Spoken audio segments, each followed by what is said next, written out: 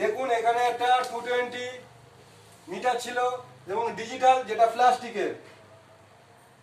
গত রাত্রিবেলা এখানটা কোনো কারণে মিটার থেকে ধোঁয়া ওঠে, তার থেকে আগুন জ্বলে গিয়ে মিটারটা পুড়ে যায় এবং এখানে যা কিছু তার টার ওয়ারিং পয়েন্ট যা কিছু ছিল সর্বকিছু পুড়ে যায়। এখানে 32 অ্যাম্পিয়ার একটা মেন সুইচ ছিল।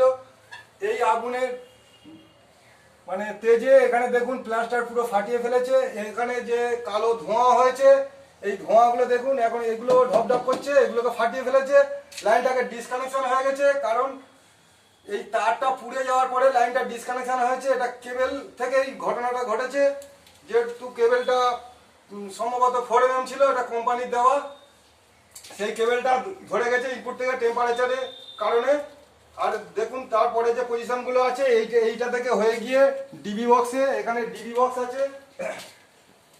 আমরা কি করেছি ওই লাইনটাকে ডিবি বক্স থেকে শুধু ডিসকানেকশন করে ওর ইনপুটটাকে ফেজটাকে নিউট্রালটাকে আউট করে দেওয়ার পরে দেখুন শুধু ফেজ নিউট্রালটাকে ইনপুট করেছি, করলে এদিকে সব লাইন টাইন চালু হয়ে গেছে। এবং সেই কালো ধোঁয়ায় ঘরের অবস্থাখানা দেখুন, যেহেতু তার পুড়ে গেলে যে বিভৎস একটা কালো ধোঁয়া বেরোয়, সেই ধোঁয়াটা এত ক্ষতিকারক।